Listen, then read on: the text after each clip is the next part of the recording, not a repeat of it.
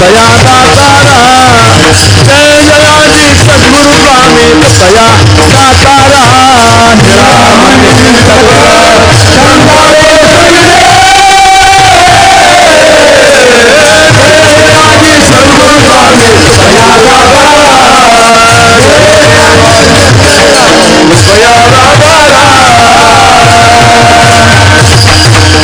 त्याने त्याच्याच जातीचे 40 मारले, हे एक मारले म्हणून सगळा समाज पेटला. असो 41 हवा असो सांगायचा भाग असा आहे. तो कोणाच्याच जातीचा नसतो महाराज, ते कोणाचाच नसतो महाराज. तुकाराम महाराज वैकुंठाला गेले हे का ब्रिटिश प्रवाशाने लिहून ठेवलंय. आणि मग त्यांनी हा परिसरात पंचक्रोशीत फिरला पुण्यात. हे कोण कोण होतं बा ते वैकुंठ गमन पाहायला. आणि ते वक्ते महाराजांनी ते पुस्तक मला दाखवलं होतं. त्याने आता मी याचं मराठीत भाषांतर करतो, त्याने इंग्लिशमधून लिहिलेलं आहे. दुर्दैव या वारकरी संप्रदायाचं कोणी काही शोधित नाही, पाहत नाही. नुसते तुकडे मोडायचे नाही, शोधायचं. विठ्ठल औरंगाबाद गॅजेटला ब्रिटिशांनी नोंद केलेली महाराज गोगावले महाराज काय नोंद केलेली की तुकया स्वामी गोसावी फाल्गुन वद्य द्वितीयेला शालिवाहन शके 1571 कीर्तन करिता करिता गुप्त झाले. ही ब्रिटिशांनी नोंद करून ठेवलेली. आणि आणखीन एक संप्रदाय महाराष्ट्रात मोठा आहे, जुना आहे, मात्र त्यांची अशी नोंद आहे की यांच्या संप्रदायाचे प्रवर्तक तुकडे तुकडे करून मारले. फक्त ते संप्रदायाचं प्रवर्तकाचं नाव विचारू नका, संप्रदाय विचारू नका. ह्या नोंदी ब्रिटिशांनी केलेल्या आहेत. सगळ्या गॅजेटला नोंदी. आता हे पाहिलं पाहिजे, आता शोधलं पाहिजे. त्याला माहिती मानवदेह घेऊन निजधामा गेले, जिंकोनिया काळा वरी गेले भूमंडळा. वा निळा म्हणे मानवी तनू जाती घेऊन वैकुंठा. रामेश्वर भट्ट म्हणतात मागे कवीश्वर झाले थोर थोर, नेले कलेवर कोणी सांगा. म्हणे रामेश्वर सकळा पुसोनी, गेला तो विमानी बैसोनिया. वा याला माहिती जिंकोनिया काळा काळ जिंकला.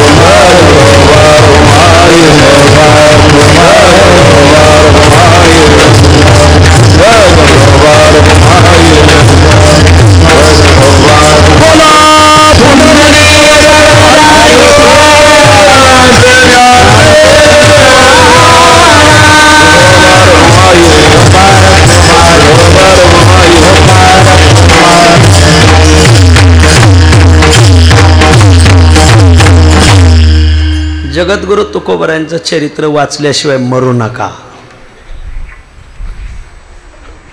नगर जिल्ह्यात राहुरी तालुक्यात 300-350 वर्षापूर्वी संत कवी महिपती महाराज होऊन गेले.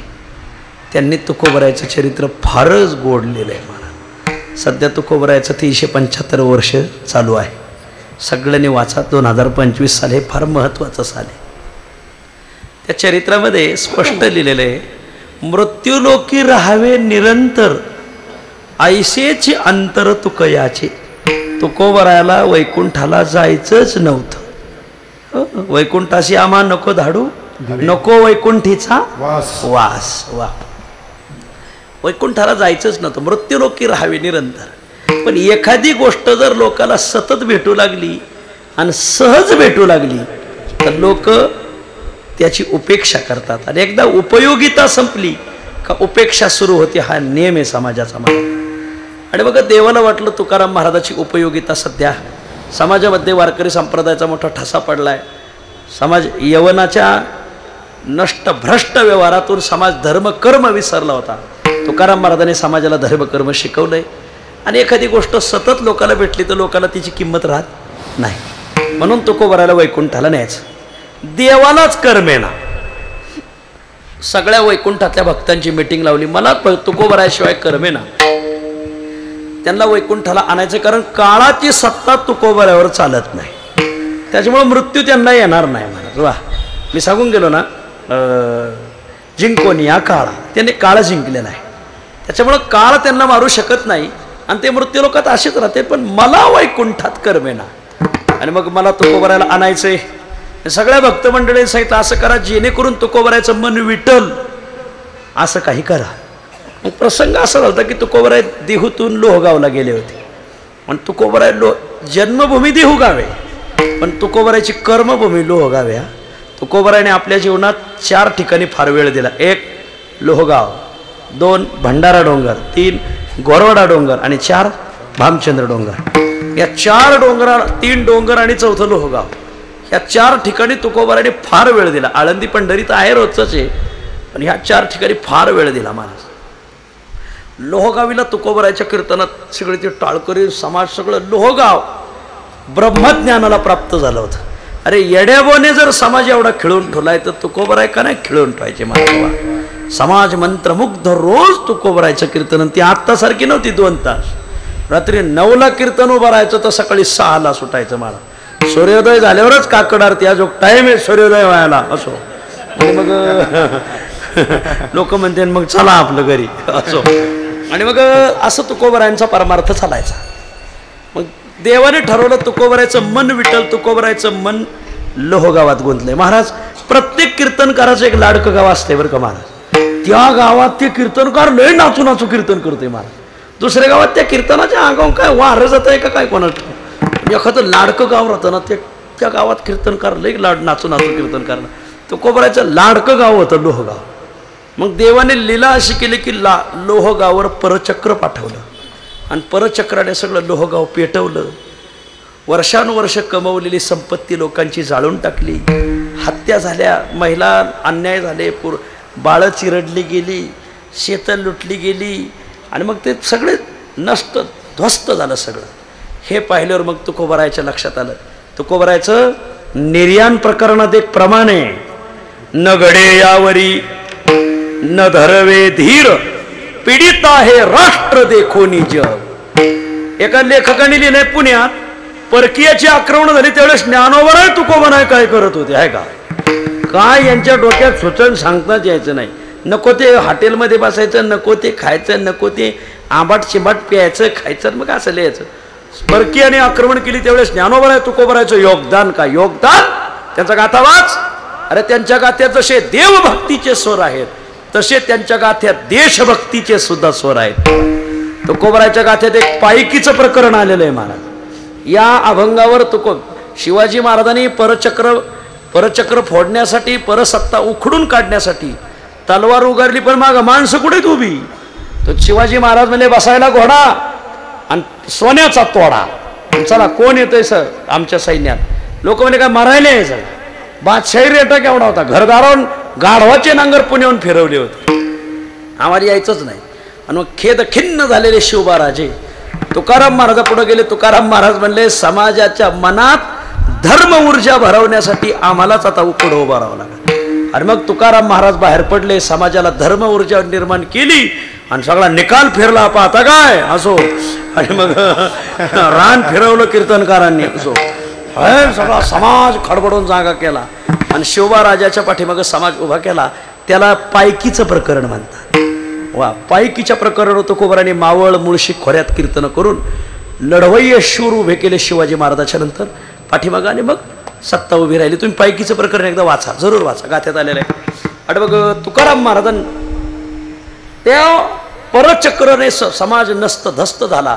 आणि मग तुकाराम महाराज म्हणतात न घडे यावरी न धरवे धीर पीडित आहे राष्ट्र देखोनी जग. तुका म्हणे दरी सुखे सेवावी ते बरी. ह्या दुर्जनांनी काय उत्पात चालवलाय महाराज. मग आता दिसोदय जना ऐसे करा नारायणा पांडुरंगा. आता मात्र मला राहायचं नाही. आता मला उद्वेग निर्माण झालाय. नाही ये लौकिकी आत तुका म्हणे असो तुझे तुझं मस्तकी. नाही ये लौकिकी आता माझं वर्तने. गोड प्रमाण दिलं ठाकरे बाबांनी. आता या लौकिकात मला राहायचं नाही. आता सांडोनी लौकिक झाली आहे उदास. आता सोडली सगळ्याची आस सोडली. आता मला देवा आता मला वैकुंठाला घेऊन जा. आपुल्या माहेरा जाईन मी आता. निरोपया संता हाती आला. आणि मग तुकोबाराने ठरवलं आता वैकुंठाला जायचं. आणि मग बरं पांडुरंग आपल्याला न्यायला आले पाहिजे. आता त्यांना निरोप कसा द्यायचा. मग तुकाराम महाराजांनी पहिलं वशेला लावला. तुम्ही सनकादिक संत. हा भंग वैकुंठ गमन प्रकरणातला आहे बरं का. बऱ्याच टाळकऱ्यांना माहितीच नाही. हा मग कसे रूप. अरे हो वैकुंठ गमन प्रसंगातला. तुम्ही सनकादिक संत मनविता कृपावंत. एवढा करा उपकार देवा सांगा नमस्कार. भाकावे करुणा विनवा वैकुंठीचा राणा. तुका म्हणे मजा आठवा मूळ लवकरी पाठवा. सनकादिक मंडळी तेवढं पांडुरंगाला निरोप द्या. आता तुकोबरायला राहायचं ना. आता दिसो नये जना ऐसे करा नारायणा. एवढा निरोप सांगा. सनकादिक मंडळीने निरोप सांगितला. आणि मागं आले सांगितलं महाराज आम्ही निरोप दिला आहे पण देव झोपलेले आहेत. मग ज्या आसनावर झोपलेत ना त्यांना आणायचं खातं आमच्याकडे नाही. मग त्या खात्याचा मंत्री ना त्या खात्याकडे म्हणजे ही फाईल आता पुढच्या टेबलवर सारखा. हे तिथं बी तसंच. मग फाईल पुढच्या टेबलवर सरकवली. देवाला आणायचं निरोप द्यायचं काम आमचं. पण आणायचं खातं गरुडाकडे. त्याला तेवढं सांगा. आणि मग गरुडाचे पायी हा या भंग याच प्रकरणातला आहे. ठेवे वेळोवेळा डोई वेगे आणावा तो हरी. मज दिना ते उद्धरी. गरुडा तुला विनंती की पांडुरंगाला घेऊन ये. गरुड म्हणला महाराज तुमचं कोणी मोडील का. मोठ्या माणसाने सांगितलं ऐकायचं असतं या. हो महाराज मी तुमचं मोडीतलं मी घेऊन येतो. पण त्या आईसाहेबाने पाय सोडले पाहिजे ना. पुढच्या टेबलवर फाईल. मग तिसरा टेबल आईसाहेबाचा. मग पाय लक्ष्मीच्या हाती म्हणून येतो असा पाठीवर का गाठ्यातला. बरेच लोक म्हणजे तिशी यावे का कुलती. काय म्हणताय रे का हो. जरा गाथा पाहून म्हणत जा. म्हणून येतो का कुलती. आईसाहेब तुमच्या पायात हात आहे. तुमच्या हातात देवाचे पाय आहेत. म्हणून विनंती करतो की तुम्ही पाय सोडा. रुक्मिणी म्हणजे हे बघा मी पाय सोडलेत पण त्यांना आत्ताच डुकला लागलाय. मग आता मी काय उठू शकत नाही. मग तुम्ही काय करा ते जे आसनावर झोपलेत ना त्या आसनाला म्हणा जरा हलवा. आणि मग तो का म्हणे शेषा जागे करा ऋषिकेशा. आणि मग शेष हल्ला. देव जागे झाले. रुक्मिणीने पाय सोडले. सनकादिकांनी निरोप दिला. आणि गरुडावर देव बसून देहूला आले. पहिलं आले हरी.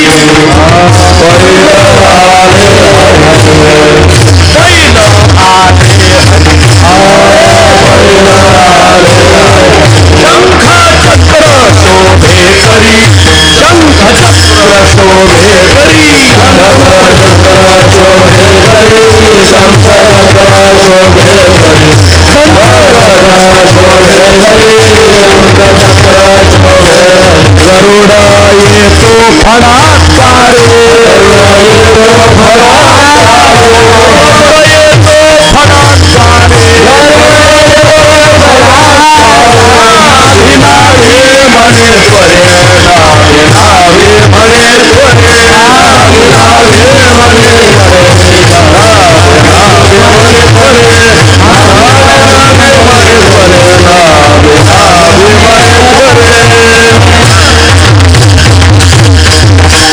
शेषाने जाग केलं. रुक्मिणीने पाय सोडले. सनकादिकांनी निरोप दिला आणि गरुडावर देव बसले.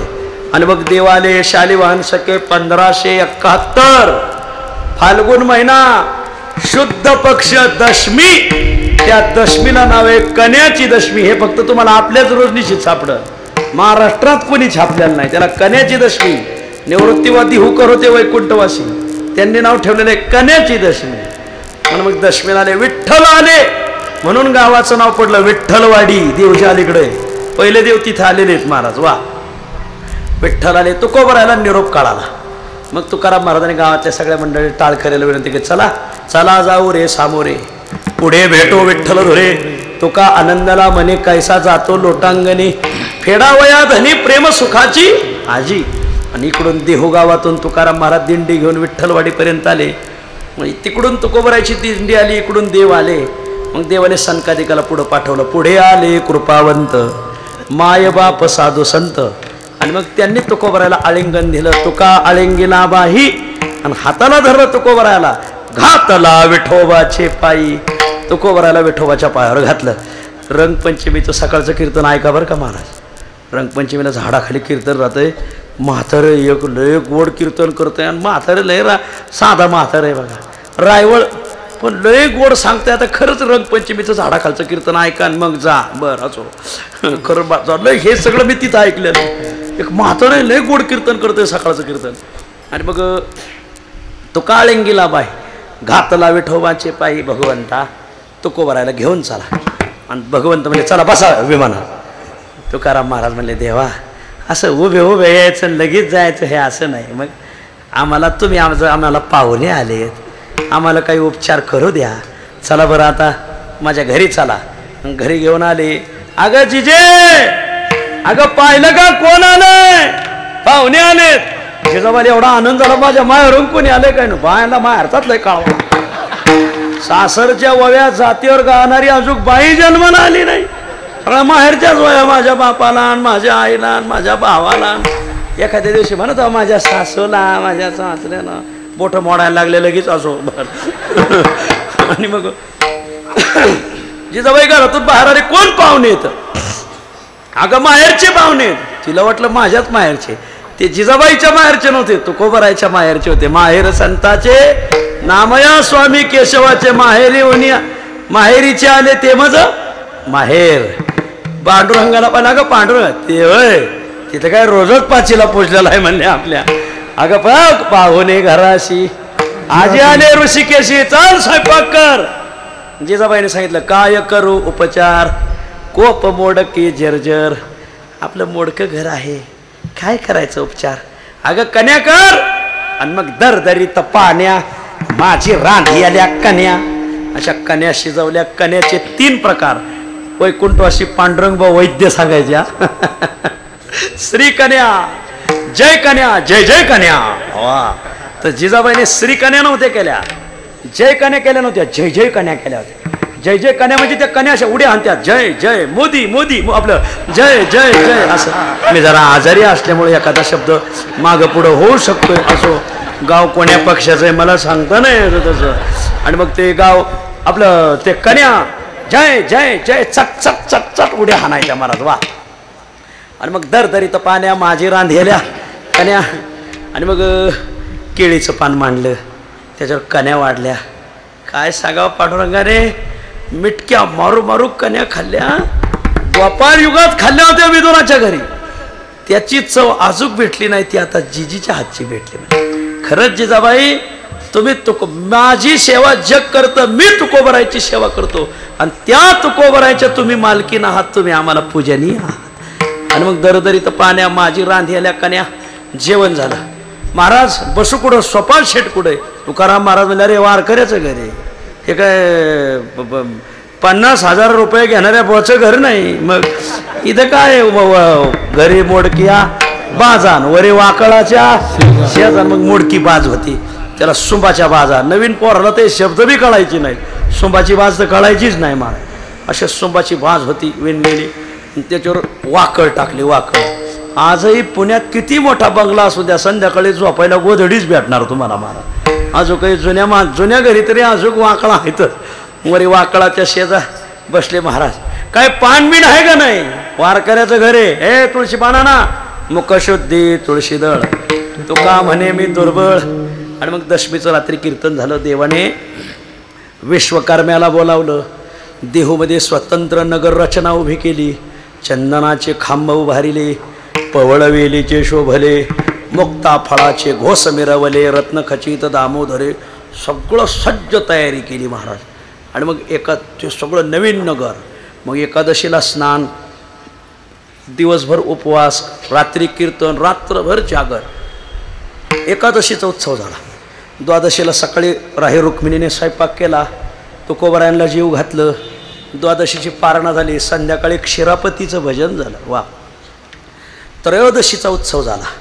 चतुर्दशी आली, चतुर्दशीचा उत्सव झाला आणि मग होळी आली, होळीचा सण आला. होळी येते बरं का विजेच्या काळात. होळीचा शिमग्याचा वरिष्ठ सण म्हणती, परे कोणी न खेळे धुळमाती. अख्ख्या देहू गावात उदासीनता प्रसरली होती. तुकोबराय वैकुंठाला जाणार. आणि मग होळीचा सण झाला. कोणी सण केला नाही. महाराज आपल्या देहूगावचं भूषण वारकरी संप्रदायात नाही, जगाचं भूषण, जगद्गुरू. आणि ते गेलं ना आपल्याला कोण राहील महाराज. उदास देहूगाव झालं. आजही तुम्ही बघा आळंदी जेवढं करमत तेवढं देऊत करमत नाही. दिवस सकाळी गेले लोक संध्याकाळीच घरी. कसं काय नाही उदास झालं म्हणजे करमत नाही. हे होते एकनाथबुवा गुरव म्हणजे मारुतीबाचे धाकले चिरंजीव होते एकनाथबुवा. एकनाथबुवा म्हणायचे देहूत तुम्ही मुंबई आणून घाला तरी उदास वाटणार मला, कारण ती वैराग्याने भाजलेली भूमी महाराज वा. आणि मग उदास गाव. कोणी होळीचा सण केला नाही. दुसऱ्या दिवशी धुलीवंदन. कोणी दोरडी खेळलं नाही. पौर्णिमा संपली प्रतिपदा आली. म्हणजे आता इथं पक्ष बदलला. पक्ष बदलला म्हणजे ठाकरेतून शिंदेत गेले असं, म्हणजे शुद्ध पक्षातून वद्य पक्षात गेले असं त्याचा अर्थ. आणि मग वद्य पक्ष सुरू झाला. फाल्गुन वद्य प्रतिपदा, धुलीवंदन आणि मग द्वितीया म्हणजे बीज. शालिवाहन शके 1571. फाल्गुन वद्य द्वितीया.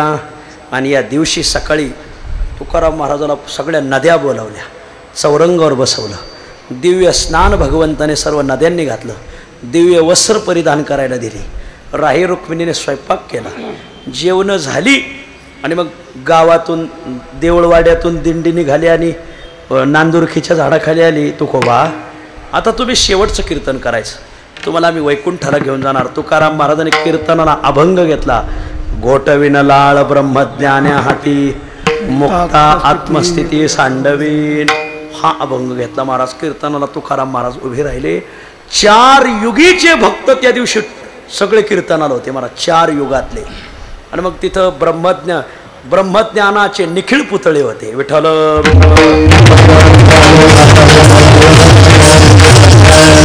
दोन ब्रह्म. आता ह्या अभंग जर ऐकायचा असेल ना गोटविन लाळ तर मैपती महाराज वाचा. त्यांनी लय लिहिलंय. तिथं ब्रह्मज्ञानी कोण होते? कपिल मुनी. तुकाराम महाराजांनी कपिल मुनीला पाहूनच हा अभंग घातला होता. कपिल मुनी अशी भक्ती करीन, असं भजन करीन की तुम्हाला ब्रह्मज्ञानी लोकांना लाळ घोटायला लागेल. कपिल मुनीने खाली मान घातली. खरंच आम्ही ब्रह्मज्ञान घेऊन फसलो, भजन करायला पाहिजे होतं. वा आमची चूक झाली. गोटविन लाळ ब्रह्मज्ञाने हाती. तिकडं मुक्त दत्तात्रेय होते बसलेले. उठा दत्तात्रेय, तुम्ही मुक्ती घेऊन बसले पण तुम्हालाही लाळ घोटायला लावेल, तुम्हाला तुमची आत्मस्थिती सोडायला लावील आणि कीर्तनात टाळ घेऊन उभा करील. मुक्ता आत्मस्थिती सांडवेल. ब्रह्मभूत काया होतसे कीर्तनी, भाग्य तरी रोनी देवायसा. तिथं नारद महर्षी होते तीर्थयात्रा करणारे. नारदा अशी भक्ती करीन आणि असा कीर्तन महिमा मोठा करील की तुम्हाला वाटण इथून पुढे ट्रिपा काढण्यापेक्षा आपण कीर्तन केलं पाहिजे. हे काय ट्रिपा काढायच्या माणसाला येड्यात काढायचं तिकडे नेऊन? नाही नाही नाही. मग तीर्थ भ्रामक अशी आणीन आळस. तिथं इंद्र उभे होते, देवांचा राजा इंद्र, देवेंद्र. मग असो तर तुला सुद्धा कडू स्वर्गवास करीन भोग.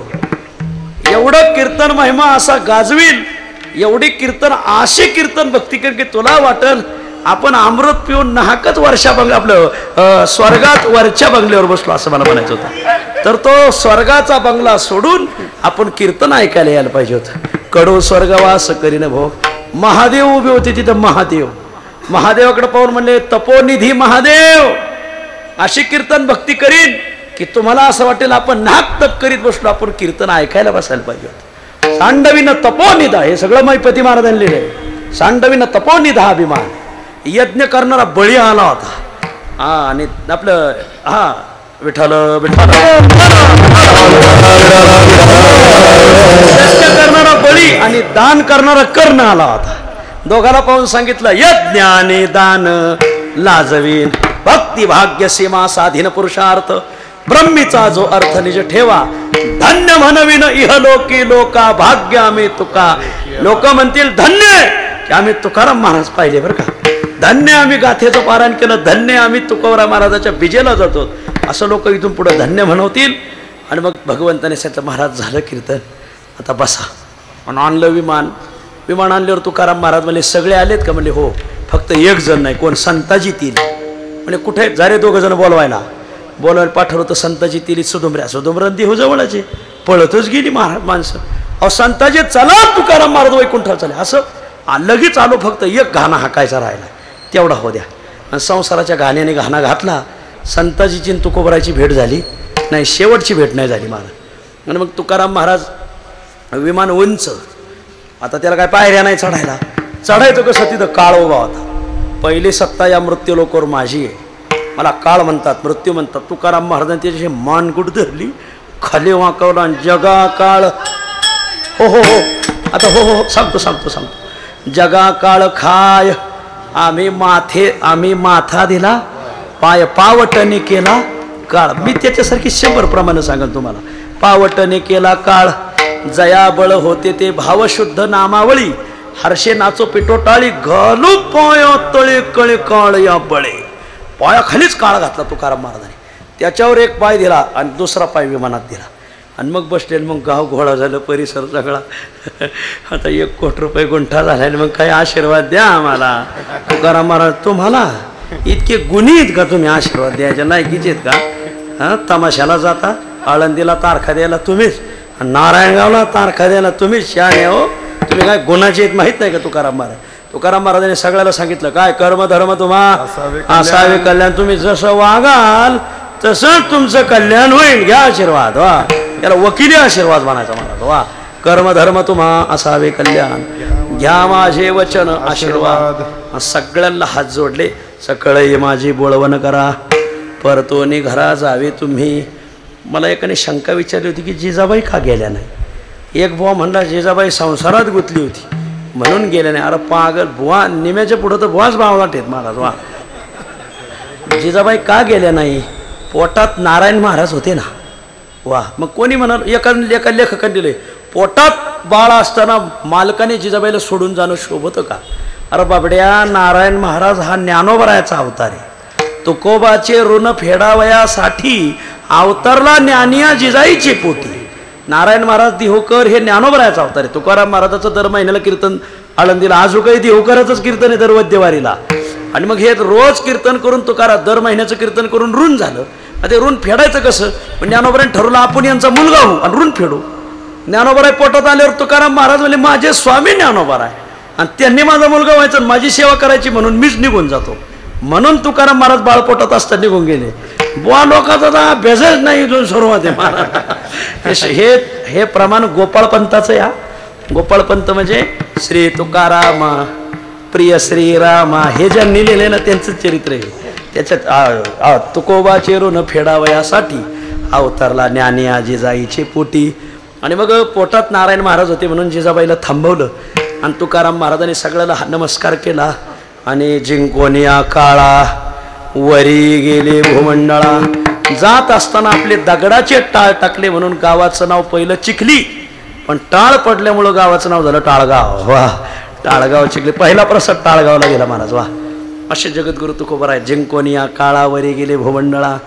द्वितीयेला गेले, रंगपंचमीलाच परत आले 3ऱ्या दिवशी. पण आता हे पुढल्या वर्षी सांगा ना. आता एवढं बाद झालं. ज्ञानेश्वर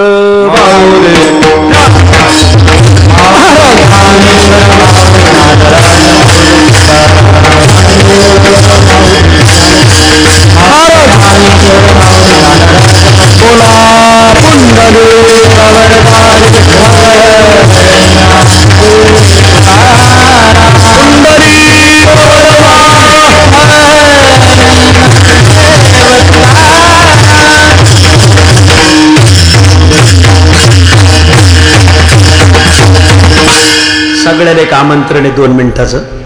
आमंत्रण असं की 2025 साल वारकरी संप्रदायाच्या दृष्टीने ऐश्वर्य संपन्न साल आहे. का बरं?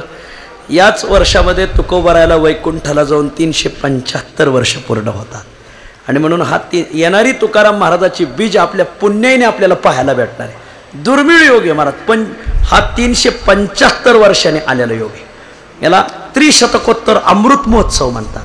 जसं 144 वर्षाने कुंभमेळा भरला आहे.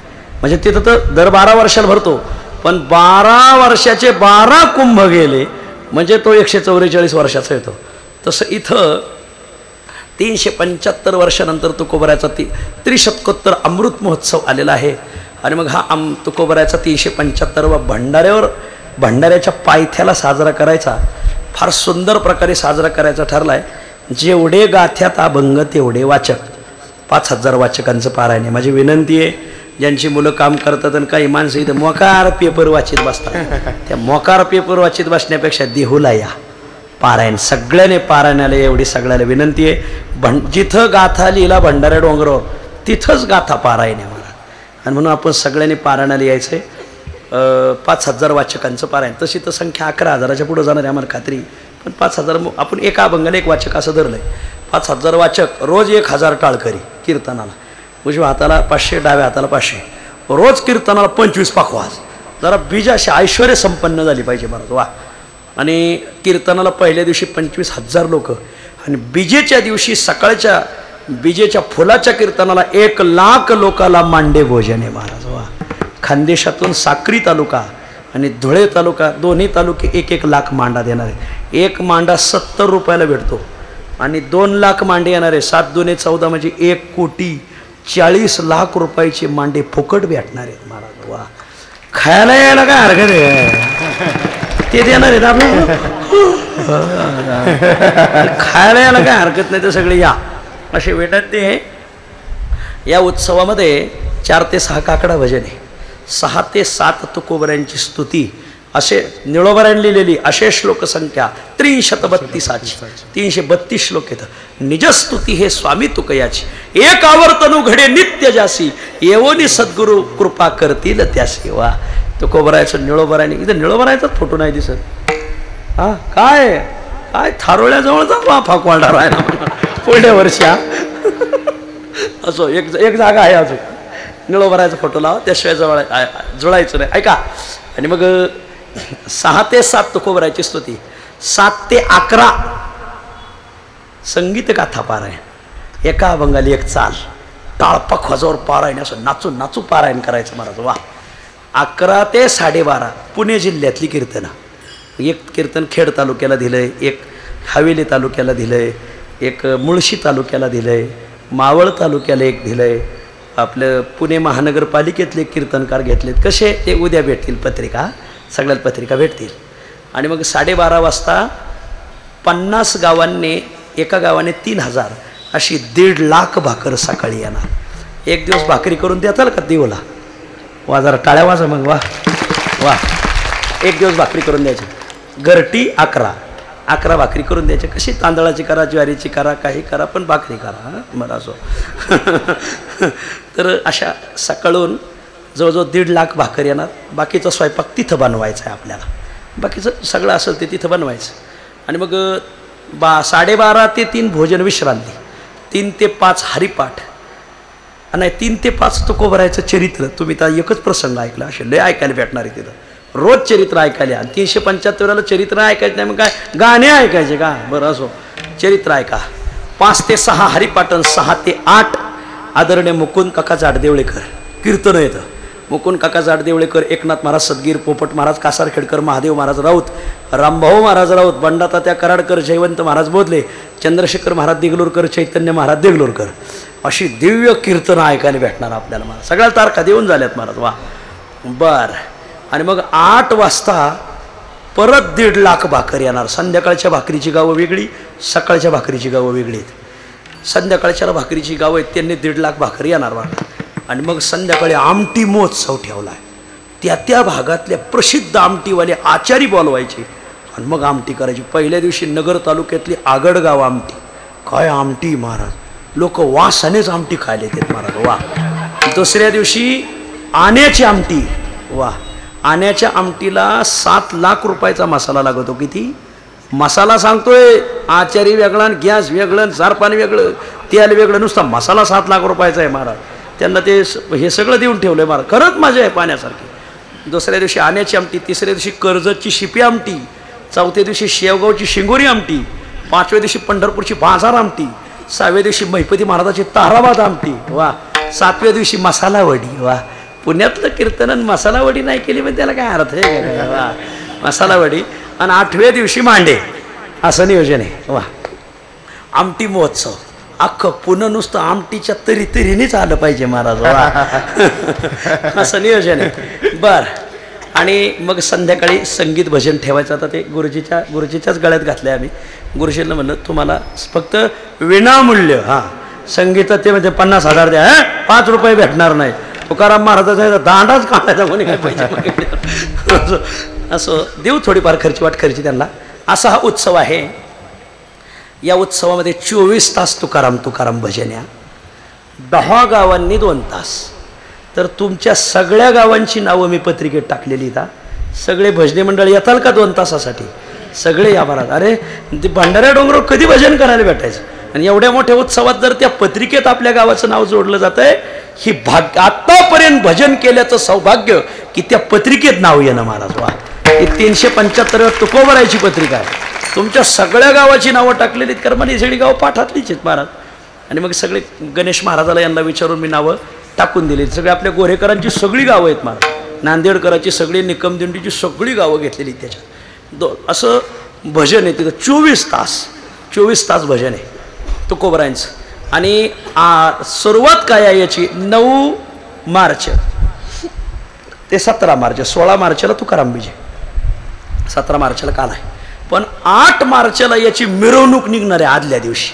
सप्त्याची मिरवणूक आहे आदल्या दिवशी दुपारी 3 वाजता. भंडाऱ्या डोंगराने नवीन चांदीच्या पादुका बनवल्यात. सोमेश्वरवाडीला एका माईने 1 किलो चांदी दिली. त्या माईसाठी एकदा टाळ्या वाजा मारा. आता माईचं नाव मला माहीत नाही. पाषाण सोमेश्वरवाडीची एक माऊली आहे. आता जगनराव जाधव असते तर त्यांनी नाव सांगितलं असतं लगेच. एक सोमेश्वरवाडीची एक माई आहे. त्या माईने 1 किलो चांदी दिली. आणि कुरोळीचे गुलाबराव सोनवणे यांनी 1 किलो चांदी दिली. मग बाळासाहेब काशीदने बाकीचे पैसे त्यांनी टाकले. आणि मग असं आता सध्या बनवायचं काम इथं राका ज्वेलर्सकडे दिलेलं आहे. पादुका, आणि त्या पादुकाची मिरवणूक निघणार आहे. देव ते भंडारा डोंगर. मिरवणूक अशी काढायची. 8 तारखेला मिरवणूक ह्या 375 अष्टबळबरोबर 375 पताका. त्याच्या पाठीमागं 375 तुळस घेतलेल्या महिला. त्याच्या पाठीमागं 375 कळश घेतलेल्या महिला. त्याच्या पाठीमागं 375 पखवाज. त्याच्या पाठीमागं 375 टाळकरी. त्याच्या पाठीमागं 375 विणेकरी. त्याच्या पाठीमागं 375 चोपदार. डगलं घातलेले इथं नाही वाटतं, बरं असे आंबाबाईचे कपडे घातलेले चोपदार. आणि त्याच्या पाठीमागं एक 5,000 लोक निवांत माग पाठीमागं निवांत. अशी मिरवणूक देहूतून निघणार. घोडे, उंट, हत्ती, आणि हत्तीवरून पादुका वाजत गाजत भंडाऱ्या डोंगरावर न्यायच्यात. तर माझी अशी विनंती, तुमच्या गावाला जर एखादं निरोप आला किंवा 25 महिला या, तर ज्याच्यात आता मी ते कळवतो तुम्हाला. मग फक्त 3 वाजेपर्यंत तिथं आलं पाहिजे देऊला 8 तारखेला. आणि मग ही मिरवणूक डोंगरावर जाणार. आणि शांतीब्रह्म मारुती महाराज 1 तासभर कीर्तन करणार. आणि मग सगळ्याला 10,000 लोकांना 8 तारखेलाच अन्नदान आहे 10,000 लोकांना. आणि 9 तारखेपासून तर पारायण. नाही रिता कोणी राहत राहो, तुका म्हणे बहु लाठे हे भोजन. या सप्ताहात नाश्त्याला सकाळच्याला तर तिथं जवळजवळ 15-20 हजार लोक सकाळच्याला राहतील. दुपारच्याला 20,000, संध्याकाळच्याला 25,000. तर बघ नाश्त्याला साधारण 1 लाख रुपये खर्च येतोय. 2-3 लाख रुपये दुपारच्या पंक्तीला, संध्याकाळच्या पंक्तीला 5 लाख. सगळ्यात पहिली पंगत पाषाणकरांनी शांताराम महाराज आणि मारुतीदादा कोकाटे यांनी घेतली. जरा टाळ्या वाजा. त्यांनी आम्हाला 10 माणसं दिली. 50-50 हजारावर एक पंगत. आमचं नाव त्या पत्रिकेत असणं गरजेचं आहे. लगेच बानेर तयार झालं. सायकर माऊली, निवृत्तीभाऊ सायकर यांनी दुसरी पंगत घेतली. लगेच बालेवाडी तयार झाली. बालेवाडीचे संजय बापू बालवडकर त्यांनी 10 माणसं दिली. देत होता आम्ही 51-51 हजार रुपये. तुकोबराच्या उत्सवात आपलं नाव राहिलंच पाहिजे. एवढा उत्सव परत कधी व्हायचा म्हणजे. त्या बालेवाडीने घेतली. लगेच एक चरोलीवाली तयार झाली. त्यांनी एक पंगत घेतली. एक आपले विठ्ठल शेठ चव्हाण, आज आम्ही गेलो होतो मारुंजीचे. विठ्ठल शेठ चव्हाण म्हणून फार मारुंजीला फार मोठा दाता आहे. त्याला मी एक पंगत घेतो. सुकलाल महाराज बोसडी यांनी एक पंगत घेतली महाराज. वा. आणि गुरुजींचा जो भक्त परिवार आहे त्यांनी एक पंगत घेतली. असं मग तुम्ही म्हणाला तर सगळ्या पंक्ती गेल्या, मग आम्हाला काय सांगायचं आहे? असं कसं? संध्याकाळच्या गेल्यात, सकाळच्या राहिल्यात अजून. बरं असो. तर तुमच्याकडून आम्हाला काही अपेक्षा नाही. तुकाराम महाराज भामचंद्रावर जायचे आणि मागं आले का सुदुंबऱ्यात यायचे. तिथे एक वाणी होता, त्याचं नव्हतं गवार शेठ वाणी. तो माझा तुकोबर आहे, कीर्तन करा. तुकाराम महाराज माझ्या अंधार झालाय, उजेड कुठे? मी तेल देतो. आणि मग तो तेल द्यायचा आणि मग हिलाळ पेटवायची. आणि मग कीर्तन व्हायचं. तुकोबारायांच्या जीवनातली 200 कीर्तनं सुदंबऱ्यात झाली. आणि मग शेवट तुकोबारायचा जवळ आला, त्याने गवार शेटवाल्याला बोलून घेतलं, बाबा रे 200 कीर्तनाला तू तेल पुरवलंय, मग ह्या उपकारात मला राहायचं नाही, काय देऊ तुला सांग तेलाच्या मोबदल्यात. म्हणजे काहीच नाही, माझ्या अंतकाळात मला सोडवायला एवढंच सांगायचं. तुकाराम महाराज म्हणले शब्द घ्या, मी 71ला जाणार, तुम्ही 82ला जा, पण बरोबर 10 वर्षाने मी तुम्हाला सोडायला ना. 1571ला गेले तुकाराम महाराज आणि 1582ला गेले गवार शेटवानी. गवार शेटवानी 10 वर्षाने गेले तर बरोबर 10 वर्षाने तुकोबाराय गवार शेटवाण्यासाठी आले. त्यांनी सगळ्याला बोलावून घेतलं होतं, पण तुकोबाराय आलेले फक्त गवार शेटवाण्याला दिसले. गवार शेटवाण्याने बुक्का लावला आणि हार घातला आणि हार आधांतरी टांगलेला पाहिला. आणि मग रामेश्वर भट्टांनी यांनी जय जयकार केला, जगद्गुरु तुकाराम महाराज की जय. खरंच तुकोबाराय तेलाच्या उपकाराला जागले आणि आले. गवार शेटवाने भगवंताच्या चरणी विलीन झाले आणि तो हार पुन्हा तसाच वैकुंठाला गेला. गळ्यात हार घेऊन तुकोबाराय गेले. तुम्हाला हे सांगितलं कशासाठी, तेच सांगायचंय की या उत्सवाला लागणारं तेल जर उत्तम नगरने जर मनावर घेतलं तर थोडं तेल आम्हाला पैसे देऊच नका, आता थोडं तेल पुरवा. आता इथं ही मोठी मोठी माणसं इथे एक एक तेल डबा जरी दिला तरी 375 असल्यामुळं 375 तेल डबे जर आले तर पुण्याच्या पहिल्या पेपरला बातमी आली पाहिजे, उत्तम नगरने 375व्याला 375 तेल डबे दिले. अण्णा किती पुकारू सांगा? 5. हे बघा अन्नाचे 5 डबे वा एकट्याचे 5 तर गेले, आता 370च राहिले. अरे अरे बघा ठाकरे बाबा फकीर माणूस आहे, जगन्नाथ अण्णाच्या पाठाचे ते मी एक तेल डबा देतो. आता त्यांना काही फार कीर्तन नाहीत, मग आता फकीराने जर एक डबा दिला म्हणल्यावर तर अजून बरं. आता माझ्याकडे नाही, गणेश महाराजाकडे यादी द्या, आणि यांनी दिले नाही ते हाताला जड राहतात. तुम्हाला लाडक्या बहिणीचे लय पैसे भेटलेले आहेत. वर बघा वर बघा महाराज, अहो 7-7 हजार रुपये दिले सुरुवातीला, आणि आता काल बातमी केंद्र शासन दर महिन्याला 7,000 देणारे महिलांना. काल बातमी पेपर याला टीव्हीला, महाराज एवढे पैसे भेटल्यावर मलाच वाईट वाटायला लागले, आपण नाकच मोकळं राहिलो राव. हे काय ना कीर्तन करायची पाहिजे. असो माझ्या लाडक्या बहिणीला विनंती आहे, तुम्ही नको तिथं तेल घालून भांडणं वाढीतात. असो तर तुकाराम महाराजाला एक तेल डबा, उद्यापासून गणेश महाराजाकडे नाव द्यायला सुरुवात करा. आमचा एक तेल डबा, एक तेल डबा, आणि एक चांगल्या कंपनीतून तेल घेऊ, रक्कम जमा त्यांच्याकडे करा. तेल डबा म्हणजे नाही तर डबा घेऊन येत नाही नाही 15 किलोचा. उत्तम नगरचं नाव उत्तम असल्यामुळं उत्तमा उत्तम वाचे बोला पुरुषोत्तम. आणि म्हणून सर्वांनी एवढं लक्षात घ्या आणि आपल्याला तेल तुकाराम महाराजाला पुरवायचं आहे. एक एक तेल डबा कोणी देईल महाराज. वा, अन्नदानाचं मोठं महत्त्व आहे. आपण सर्वांनी खरं या सप्त्यात ज्यांची पंक्ती आहेत ना त्यांच्यासाठी एकदा जोरदार टाळ्या वाजवा. जे का अन्नदान करीती ते पावती वैकुंठ राज्य. अरे मेल्यापाठी तुम्ही किती लोक जेव घातले याच्यापेक्षा तुमच्या हयातीत तुम्ही किती वारकरी जेव घातले याला किंमत आहे. नाही तर बाप मेला ताकाला लाडू घातले लोकाला, त्याला काय अर्थ आहे का? काय आई मेली उपाशी गाव जेविलं तुपाशी, काय अर्थ आहे त्याला? आणि म्हणून सप्त्यात अन्नदान करतात त्यांना धन्यवाद. तिथं अशी बातमीच आली पाहिजे की सगळं तेल एकट्या उत्तम नगरने पुरवलं मा. आणि म्हणून आपण सगळ्यांनी महिला टाळ्या वाजवत गोडी तर सगळ्यांनी उत्तम नगरवर गोरेकर मंडळी कुठे गेले? रवींद्र भाऊ आंजळे, रामदास भाऊ, आमचे बबनराव, आजारा तुम्ही जोर लावू लागा त्यांना कमी पडल्यावर. मोठी माणसं आहेत सगळी. खडक वाचण्याचं एक जरी दारू घडलं तर किती पाणी बाहेर निघन महाराज. असो, आणि म्हणून तुकोबारायचं आणि तुमचं प्रेम अनन्य आहे, तर एवढं प्रेम सगळ्यांनी जपा. संदीप महाराजांनी गेल्या वर्षी आपल्याला सासवडला भरपूर सहकार्य केलं, त्यांना धन्यवाद. आदरणीय या उत्सवात आपले काय फार सत्कार करायचे नाहीत, पण शांताराम महाराजांना एक तुकोबारायांचा धन्य तुकोबा समर्थ पुरस्कार द्यायचा ठरवला. शांताराम महाराज एक महाराजांना दिला म्हणजे सगळ्या पुण्याला पोहोचला. जसं पोटोशी बाई जेऊ घातली म्हणजे बाळाला पोहोचला, तसं आपण सगळे त्यांच्या पोटात येत. तो का म्हणे वाव पोटी. तर असं नियोजन आहे. मग आता ते करू, आपण बसू सगळेजण. अशा विभूतीची पूजा झाली पाहिजे. देवा संतरुंद नमस्कारी जे घडे तरी पूजेचे. असो, तारीख ध्यानात धरा 9 मार्च ते 17 मार्च आणि 8 मार्चला मिरवणूक. जर तुम्हाला निरोप आला तर मग मात्र काही तुळशीला महिला किंवा टाळकरी कोणच्यात तरी तुम्हाला बसवतो आम्ही असं. तुकाराम